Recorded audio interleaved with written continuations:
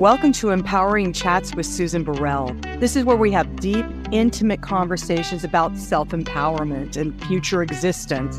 I am an intuitive healer and a light leader who has been called to activate other light leaders. So I'm curious, are you one of them?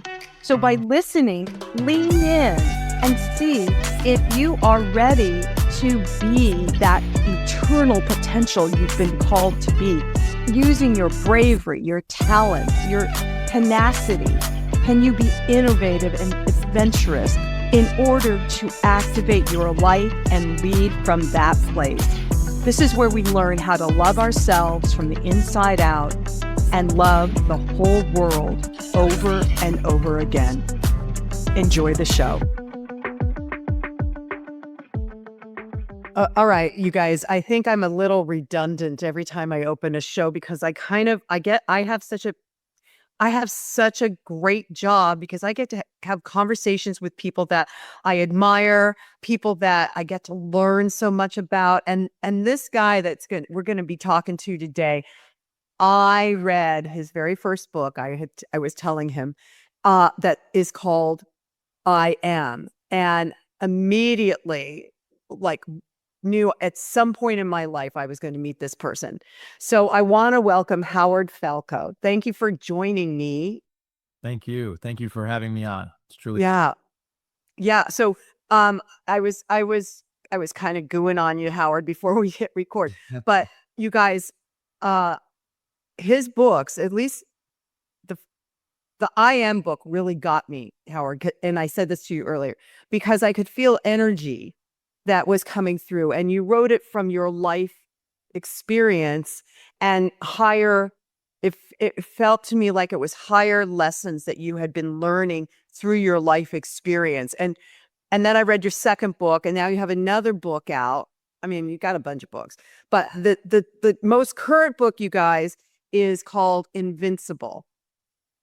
And so give us just a brief little nugget of how you write this stuff, because I think that I do believe you infuse energy, whether you just naturally do it or. Yeah. So the first book came out of a natural, massive expansion of consciousness and mind. It was truly mind-blowing, mentally, physically, spiritually, opened me up in a way that I never thought I was going to open up to. And it answered questions that I had for a lifetime, existential questions on the nature of existence, who we are, the power that we have, what we're doing here, all the deep questions that we ask throughout our life. And all of a sudden, I mean, to really shorten the story, this information just became known. It poured into me through the top of my head. And it was like I was filled with thousands of jolts of electricity, and I needed to get it out of my body. And so after taking a year to just sort of get my arms around the insight, the understanding, and sort of interlocking the pieces of the puzzle to be able to be understood, I put it down on paper in my first book, I Am, The Power of Discovering Who You Really Are, which puts together a massive amount of information on insight, on self-understanding and self-awareness, using all the terms that we understand today.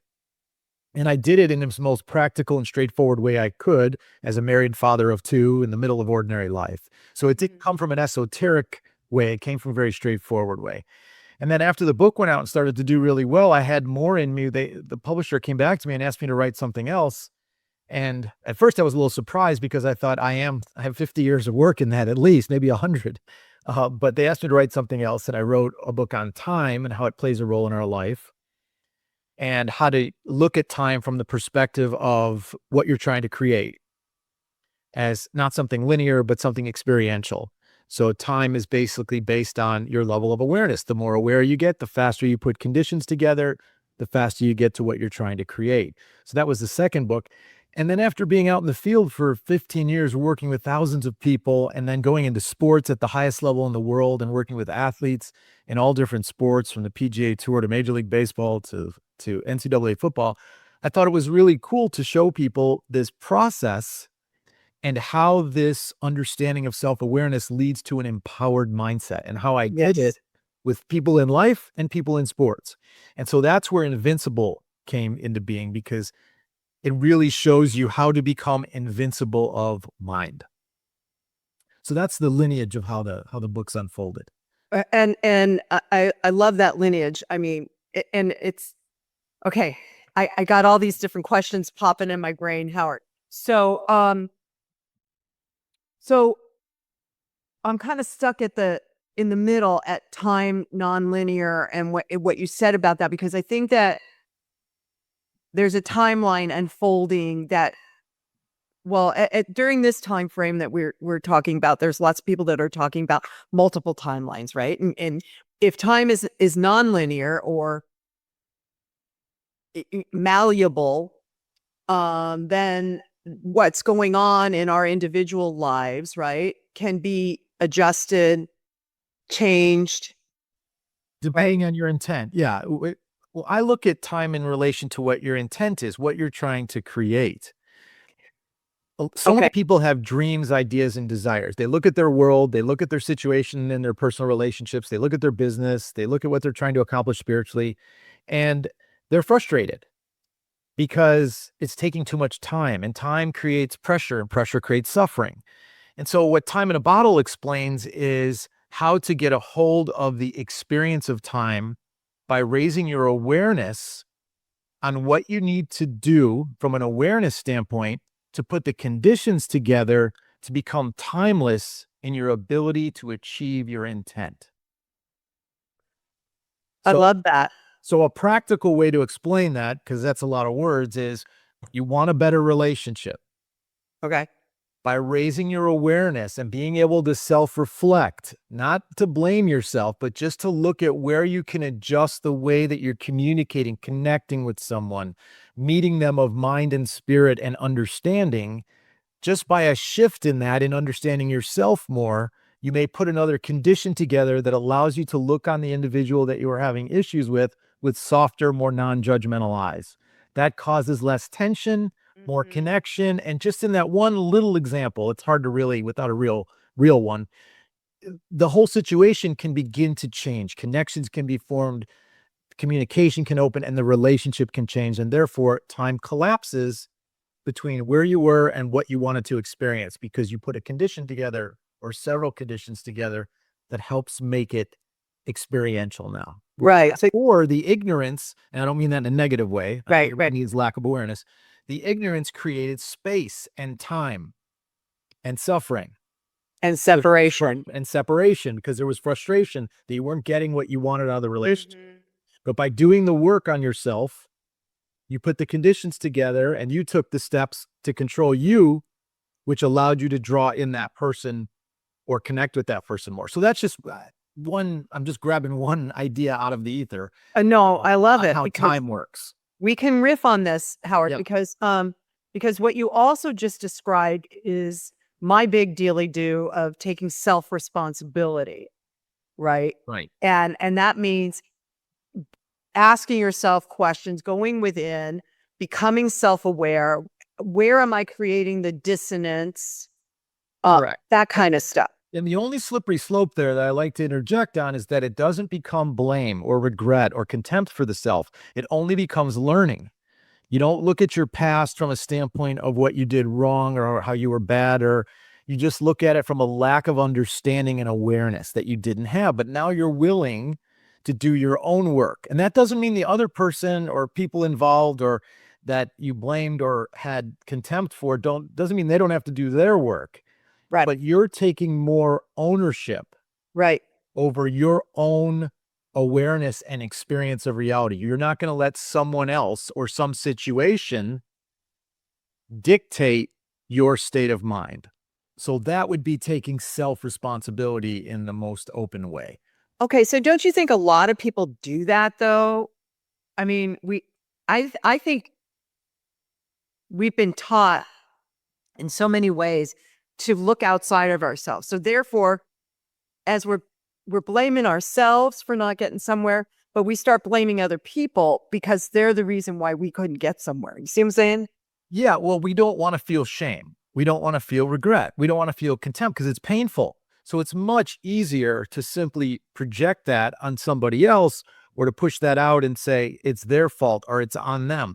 And I'm not saying there isn't responsibility. Again, we're kind of talking in absolutes here. It depends on this particular finite situation. If it's a relationship, it takes two to tango. Yes, you need two people. If it's the simple reality of your experience in the world with what's going on, whether it's current events, whether it's pop culture, whether it's, dare I say, politics, whatever it is, then what I'm encouraging people to understand is they have dominion over their own mind and the way they want to feel. I'm raising my hand. I'm raising my hand, everybody. That's an agreement because, again, I think so many people are, well, I've always felt this. It feels like it's more now, but instead of coming up with their own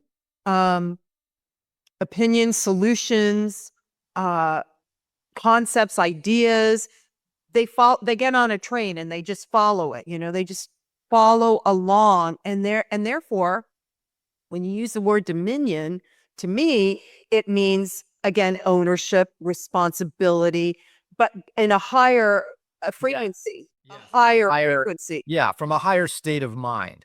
They're rising above what's creating and locking you in to a negative experience. I think there's a statement from years ago from Einstein who said you can't solve a problem from the same level of consciousness that created it. So you have to be able to have an expanded awareness on it to be able to see how you can change your energy, the way you look at things, the way you process, to begin to seed the grounds of your reality with a different experience of time. Now, going back to your other comment, that there's a lot of talk in the discourse right now about timelines and time frames. It's a little confusing out there. It is. And there's only now, there only ever will be now. But time gets created upon our memory of the past and our projection of the future. That expands that experience of what time is. And there's nothing wrong with, people say the past is an illusion, the future is an illusion. But there's nothing wrong with reminiscing about wonderful things in the past. I do it all the time when I put out my playlist in my car from the 80s, listening to the music. I'm all of a sudden thrown back in, a time machine back to when I was a kid. So there's nothing wrong with having memories of good things in our past or projecting beautiful things that we want to create. That's part of the experience of time. But creation happens now, and when you're present and when you're locked in to now. So if you're caught in past or future, you can't create. Just know that. You can just experience present, past, or future.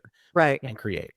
That goes back to what you were saying, and I'm using my hands of, it like in the relationship idea. One person's doing it this way, the other person's doing it that way. And your intention either draws you together or pushes you apart. Correct. Same thing with time. Correct. Because if you're keep going back to the past, you're going to keep getting stuck back in time. And if you keep projecting the fear of the future, you're going to get stuck in future time.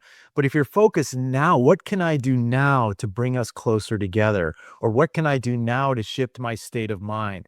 That's where all the power is. And that's really what the new book Invincible focuses on, is getting you into that state of mind so that you can focus on creating right now. Okay, so let's talk about Invincible. I love the title because I would really like to be invincible. But to me, what that means is I'm not going to be as reactionary as I have been, so that I can be more present, like you're talking about, and open up to allowing my vibration to raise. Me, that is what Invincible is, raising my vibration. So that is certainly part of it. The idea is to have such a great understanding of the nature of who you are, which gives you an understanding of everyone else and your connection to life and how life is always connecting with you and helping you create, that nothing throws you off balance. You understand that all things you experience are there to teach you something. And I say that with all due respect and empathy for anybody that's gone through major suffering in their life. There's nobody that escapes suffering or grief or things that we have to go through as part of this experience of detachment, of the rise and fall of our experience of our physical nature. But It's more about how you use that experience to keep you focused on putting conditions together to help get you to where you want to go. Do you want to be out of grief? Do you want to be out of suffering? If that is your intention, here's a formula for you to work on every day to declare that and to use that creativity, because you're endowed with unbelievable creative power. I mean, my opening line in the book is, if you knew how powerful you really are, you would never stop smiling. Yay. Yay. I love it. So, so let's talk about that. What is the formula to get out of suffering? Because I think a lot of people are suffering mentally, physically, emotionally, not just in our country, but around the world. And it is because we are co-creators. We are participatory. Right. So, suffering in general, the way to get out of suffering, I mean, obviously the whole book is 8 steps to that process, but I can take you through the process in sort of a highlight way of how to do that. Okay. So, step 1 is realizing your infinite potential. And the whole chapter in step 1 is about understanding that there are infinite possibilities. What's happening right now can change. Mm-hmm. And it's really important because, you ask somebody what's possible, and everybody says, well, anything is possible. And then you say, well, what's possible for you? They, well, I don't know, is everything possible for you? Well, only, and then that's where they have the limits when it comes to individual mind. But you have to be able to see that not only is anything possible at any moment in terms of the positive change you're looking for, but that you are worthy of that change. Yes. You're worthy of that experience. So that's what that whole chapter is dedicated to. Now, to use that ability to begin to change, you have to understand how your identity has been formed, because your identity has given you the entire way you perceived and reacted to your world up until this moment. And if you don't understand how that's come together, Mm-hmm. you're going to have blind spots going forward. And the idea is to lift that, for lack of a better word, to lift that ignorance and produce awareness Mm-hmm. that you can be empowered. So that's what the whole step 2 is dedicated to. And then step 3 shows you how real time, once you understand your identity, how your ego is working with that identity in every moment to help validate your existence, negative or positive. Yep. So if you felt your identity was partially unworthy, then your ego's been working your whole life to make sure you've known that. And so once you realize that your ego gets its directions from your truth, then you start to become a master over your own ego. Okay, wait. That's that right there. That's like my bumper sticker I want, Howard. So when you become aware that your ego is say it again, is running your truth, is over. Your ego is seeking to give you the validation of your truth. Okay, but is it your true with a capital T truth, or is it the truth that you grew up with? That's kind of It's not what you think. okay. It's what your reality has demonstrated for you. So the ego is constantly trying to prove to you What you really believe is true, consciously or subconsciously. so the reality I'm experiencing is ego based. No. Well, I see. I was doing a dance. all right, Sorry. that's okay. That's okay. We'll talk this through. Your your your ego is looking to confirm Mm-hmm. what you are looking to validate about yourself, consciously or subconsciously. And most people, it's subconscious. Right. Waking up, spiritually waking up and empowering your mind is really about seeing what has been a subconscious process that has been formed through your identity. And I break that down 3 ways. It's either through your nurturing, your personal experiences, and then the sneakiest one of all, Susan, is through our genetics that run through us that can want to emerge and pop out of us. And we go, where did that behavior come from? Or where did that thought come from? Or where did that thing, and so, but you can get aware of it. You can change the way you looked at your nurturing. You can change the way you've classified your personal experiences. And you can definitely realize how genetics have had an impact on you from your mother, father, grandparents, and say, that's not who I am anymore. I know who I want to be, and be more conscious about changing that. Okay. So, and then the ego, once it gets new beliefs, once a new belief is 51% versus 49% on the old one, then the ego attaches to the new belief and starts to act out of that. And all of a sudden, doors open, new things happen, new connections, coincidences, information flows into your life. It is magical how it happens. Yes. But you have to be really ready to say, you know what? I'm worthy of something more than I'm experiencing. Especially when those doors start flying open, right? Yeah, because All the possibilities. yeah, the possibilities, and you have to be ready for that. But it's a reflection that you are changing, that you are seeing more worth in you. You know, I mean, I, I, I'm not saying this because of me, but like this information coming to your ears right now is not a coincidence. Whoever's listening, right? It's part of the divine universe connecting with you on what you're ready to hear for right now. And tomorrow it'll be something different the next day. But at least for now, you're getting a little powerful dose of how it works. Well, At I least love ready to that. hear it. Right.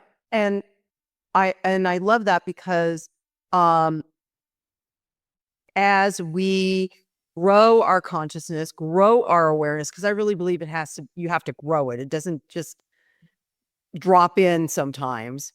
Well, Right, maybe, you have to, maybe, yeah. maybe in your case, Howard, being with No, but remember, I intended to answer these questions. You have to really be wanting change so badly that you humble yourself to say, I don't know. I'm ready to learn something new. But that's it. That's really the only requirement. And then universe will pour into you. yeah, And then, yeah. I used to years ago have this vision of I used to say I'm crawling on my knees to the altar of my soul, wow. because I really wanted to let go of what I thought so I could really get a handle or hear or feel what the actual um, Truth. truth, Yeah. the I am presence, right? And really Right. Right. be connected and at one with that. And Oh. and I was like crawling on my knees sometimes because I just didn't want to let go of my ego or let go of what I thought. It can be a struggle because it's hard at times for many people to let go of who they know they've been, even though it included suffering. Mm-hmm. And even though they want something different, because so many people pray and ask, but are they really ready to change the way they look at things in order to get that liberation, to get that new experience? Yeah. If people are used to drama, strife, and trouble their whole life, they're not going to let any joy in.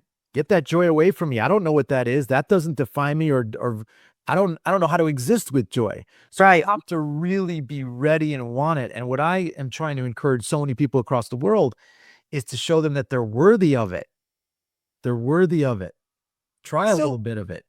exactly. So Howard, do you think that some of what's occurring around the planet with all the war, destruction, chaos, whatever label, do you think some of that is because people are more comfortable in their suffering than they are in their willingness to explore higher possibilities and connection to the I am? So to be really careful here, because I certainly don't want to blame anybody or anybody's situation or what they were born into and what part of the world Yes, or what they yes, experienced. Uh, I agree. but for the person hearing this, for the person listening right now, I want to make sure they know that they have a choice and the universe will grace you with exactly what you're ready for. So if you are tired of the suffering in your life or that you're experiencing or that you've been going through, there is a path to raise your way of looking at yourself, your vibration, your energy, way of looking at the world. And as a beautiful side benefit to that shift, you're helping the world because you're one more elevated consciousness that's working to tilt the balance that seems to be in a very unbalanced world right now. We have shifted to what looks like, yes, a little bit more chaos and destruction and division and negativity and fear and manipulation of people's minds in order to use them for concentrated power. I mean, there's a lot of that's been going up. And the big one really across the world, not to get too far into this, but narratives have been stolen, right? Oh my God. Yeah. And they're putting that out in order to inflame people's minds, get them into fear, really get them into fight or flight, so that they're galvanized to move and centralize and give away individual power, to one figure in one country or one figure in another country. They're actually being used. Yes. And they don't, and a lot of people don't realize it, that they're No. being used, because this has been insidiously poured into them for years. So that's an issue. But anyways, getting back to the individual, but to take that power back is really about understanding that you have the ability to look at the world, to look at yourself in a way that includes more love, more joy, more happiness, and more peace. Yes. If you have been in that mindset for so long, if you have opened up the hidden doors in your mind you didn't know you had to those narratives that are manipulating and all of that, how do you what's it going to take to get out of that? Because there's not a conversation to be had with people that are in that Well, they're in fight or flight. You're right. The only thing they care about is their survival. And when their survival's been programmed into them to say, this is the only way you're going to survive if you listen to us, then they're going to block any information that tells you that there's something wrong there, because they don't feel like they have an out. Well, if I can't believe in and support this, then I'm going to dissolve, because my existence matters upon this. That's why I'm sticking with this. And I won't listen to anything that you say that tells me why I shouldn't. So there has to be an understanding of that from a greater number of people in order to be able to talk to individuals that are in that fight or flight from a place of understanding. Hey, I know you're scared, but it's going to get worse for you going down this path. Here's why. Here's the information that shows you why. And eventually they're going to get worn down by the situations that they're in. They're going to get exhausted by it. So they have to come to a place of an intention for it to be better before they'll open up as well. Okay. So, yay. Yeah. So I guess the answer is there's two ways as an individual. One, it starts from an understanding on your part that they're not doing that purposely to be venomous and negative. It's just that they're in a fight or flight state of mind where they feel they're going to die. That's right. That's, if you want to really peel it down, that's what the core of the programming has told them. You're going to dissolve, and you're going to die. You're going to die. You're going to eviscerate, because if these people are in power, then they're going to marginalize you out. And so that's what they think. And that's why they're trying to, but that's all been a lie. This is the thing that twists my mind, Howard, is because the fight and flight, I'm going to protect me and mine, and I'm not going to be marginalized. And yet it's in the mirror. It's right in the mirror right there, that we all have been marginalized. We all have been manipulated. But there's some of us that are aware. So for the higher minds, they have to stay above it. Okay, guys, are you listening? They have to not get dragged into the negativity, because that's the intention of negativity. The intention of negativity is to put you into negativity. It needs it to live. Yes, it feeds on it. It feeds on it. Correct. That's exactly right. And so the counter is love. The counter is joy. The counter is you cannot, nothing you can do could put me in fear, because I see a greater vision for who we are as people, a more loving, connected vision with decentralized power, that everybody is part of a collective. At least that's how our Constitution was written, that it was of the people, for the people, by the people, right? So that's the only thing you can do, is see that vision, hold that vision, and continue to look on people as much as you can with empathetic, non-judgmental eyes, in order to help open dialogue, conversation, and allow more of the truth and the facts to come back into play. That has been, because truth has been destroyed, because it's the only anti-venom.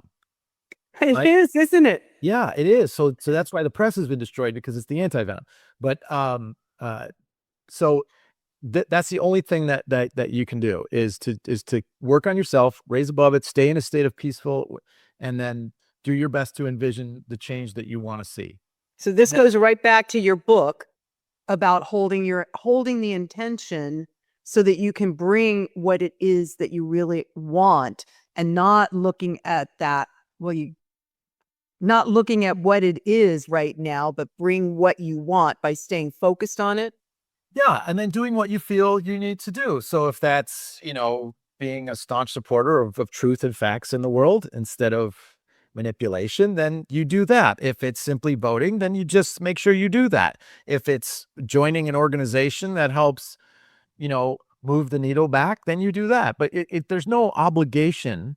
You just do whatever you feel is right. But the most important thing is to hold your mind and your spirit in the right state of mind. Okay. That is one way also to help with feeling hopeless, because I have lots of people coming to me, with clients and students that are, I just feel hopeless. I feel hopeless. And it doesn't matter what side. It's just, if they turn on the news, there's hopelessness. So, Well, yes, there is, because it depends on what news you turn on as to what you're going to get right, fed. right. So you have to find a way to stay informed where it's not produced to you, where it's So, just yes, straight information. You can read it off the page without it being produced to you, and hopefully without as many adjectives in it, just straight facts. Here's what's going on. Here's what's being done. And then you can stay in as much peace as possible when you decide how you want to react to it. Again, remember that the trap is negativity. The trap is chaos. The trap is to pull your energy down, down. feel hopeless, to feel apathetic.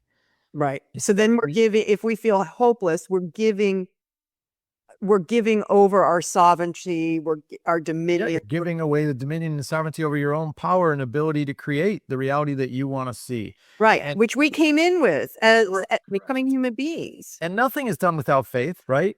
Mm, So yeah, you may not be able to see it right now. It might all look like something different, but that's where faith comes into the picture. That's where faith comes in. That's where you have to look at your whole life and all the things that you've gone through, even the moments you thought you never were going to survive, and yet here you are, right?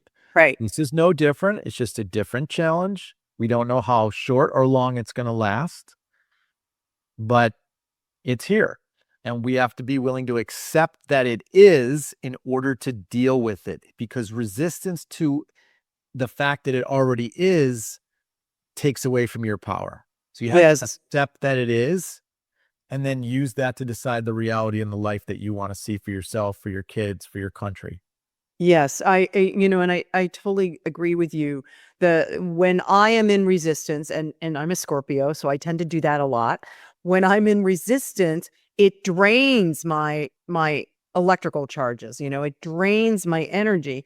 And when I can just open up and let go enough, and the resistance begins to calm down, then I'm heightened again. I'm in that higher frequency of love, which is my intention all the time, to be in a high frequency Yeah, of love. which is outstanding, and you are in that right now. You're doing it in a beautiful way. So, and that's great, because that's helping amplify that love, right? Right. So that's good. But there's a lot of traps out there. Matter of fact, step 7 in the book is mastering challenges and negativity, how to conquer the tests and traps of life. That's step 7 in Invincible. Oh, I want that as a cliff note, something right there. Put it on my Post-its. Yeah, but everything we're talking about is in that step of the formula. So the idea is to be able to get back dominion over your own state of mind and how you want your day to go and what you're going to draw into your reality. And this doesn't mean you're ignorant to what's going on, but you're aware in a way where it has less impact and effect on you in a negative way. I hear you. And I'm not saying there aren't some things you're going to grieve, that you see that go away, but there's also new things that can come into being and that change can occur. Always know that miracles could be one moment away. That is the power of creation. You guys, and that's truth. That is truth with a capital T. I absolutely know, have experienced it, felt it, seen it, and believe it. And that's where I think we've gone down a different road collectively, where like, miracles is something that was written in a book a long time ago, right? That miracles don't happen in my life. Well, they happen every moment. Exactly. Miracles happen, and they could be big or small, but you have to be open to them to push that needle of probability that it can happen for you as far to the 99.9% probability as you can get. It's never going to be 100 because there's no certainty in life, but you can get that needle, all the Look, way to 99.9, yeah. by being open to it and having that spirit inside you that says, I do believe and I have faith. That reminds me of the Miracle on 34th Street. Miracle on 34th Street, where toward the end, little Natalie Wood. It's an old movie, you guys. You need to watch it because it's really kish. I love it. And she's sitting in the car going, I believe, because she wanted Santa to give her a house, a home for her family. And she's going, I believe. And all of a sudden, she looks out the window and there's the exact house she told Santa she wanted. Right. Miracle, because she said, I believe. And even when the bigger part of her didn't really, she kept trying to. And that's really what we got to focus on, right? Absolutely. It has been said spiritually, it's been said biblically, it's been said in every tradition and form, but that is definitely what we have to hold on to. And to know that, again, here you are, a miracle, birthed out of the cosmos over billions and trillions of years to this moment of experience. You think that life is going to abandon you? It never has, and it never will. It never has, and it never will. And you're never alone. That is correct. You are never alone. You are always heard. And in some way, for some people listening, coming through us or just as a bridge for it, this could be information that's helping people with that. Yeah. Yeah. Howard, thank you. Thank you. Thank you. Thank you. Yes. Okay. Absolutely my pleasure. I'm just going to go on you a little bit more of Howard Falco. Okay, you guys, the information that he has in his books, you will feel, you'll get a download hit. I kid you not.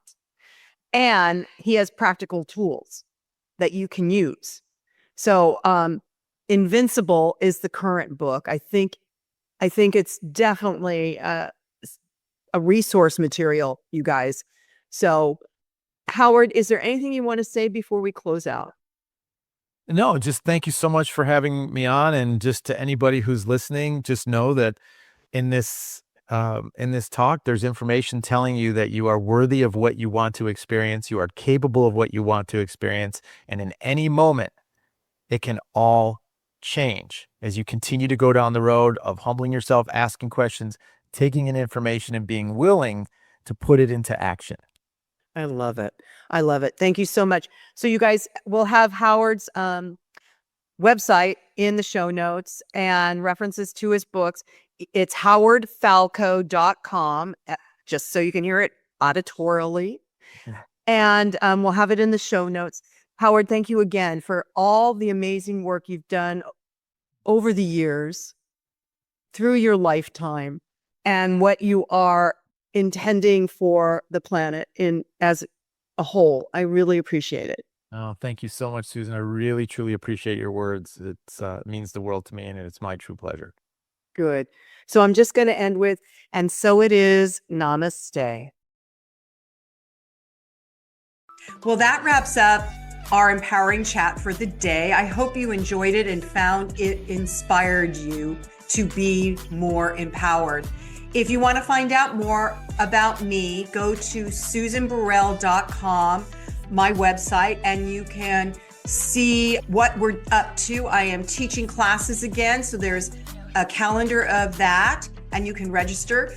You can check out my book, Live an Empowered Life, a 30-day journey with the companion inspiration cards, or you can access my guided meditations that go through Insight Timer. We got a bunch of stuff on the website. Check it out. And until then, namaste.